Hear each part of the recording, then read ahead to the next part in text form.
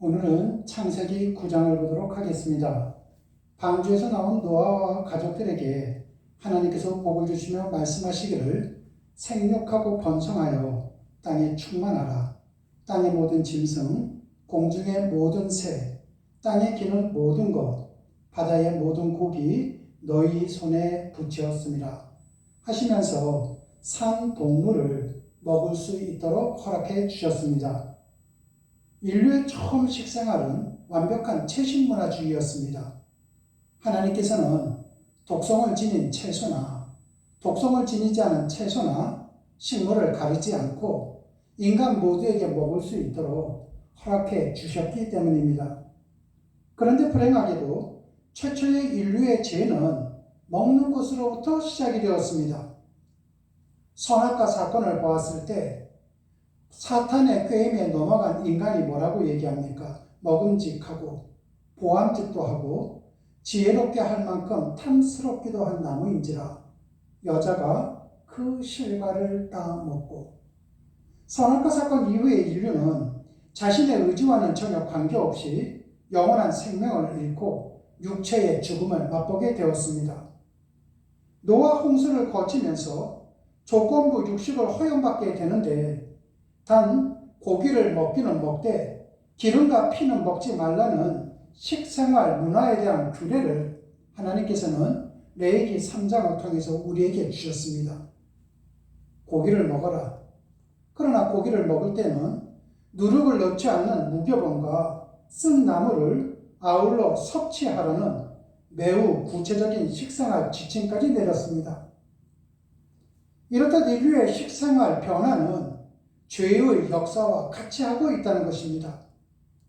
에덴 동산에서 쫓겨난 인류는 허기를 채우기 위해 땀을 흘려야 먹고 살 수 있었고, 오늘 본문 말씀처럼 홍수 이후에는 제한된 육식 허용을 받게 됩니다. 죄를 지을 때마다 식생활 규례는 그만큼 조건적이었으며 까다로워졌다는 것을 우리는 알 수 있게 됩니다.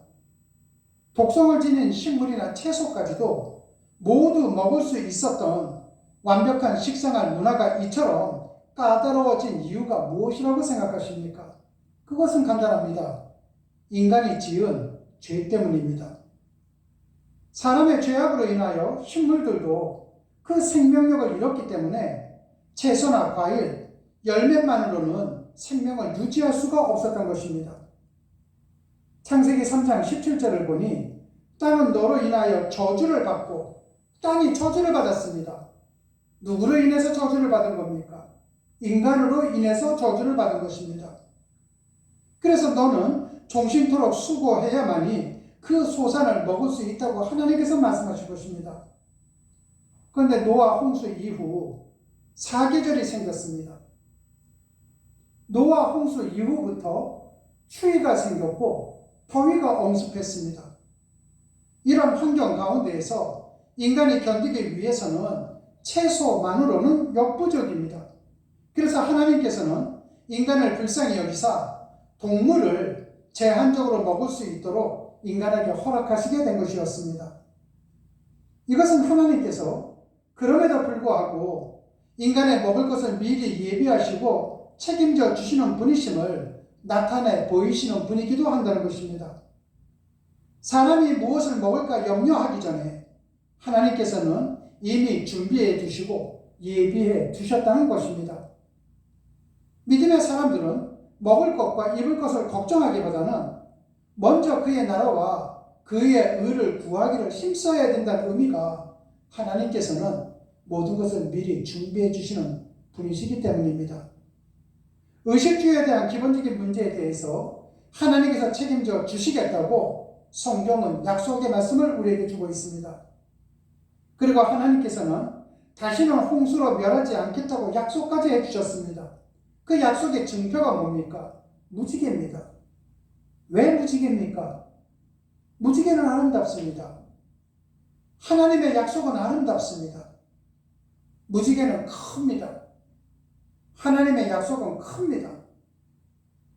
그러므로 하나님께서는 그 증표로서 무지개를 우리에게 주셨던 것입니다.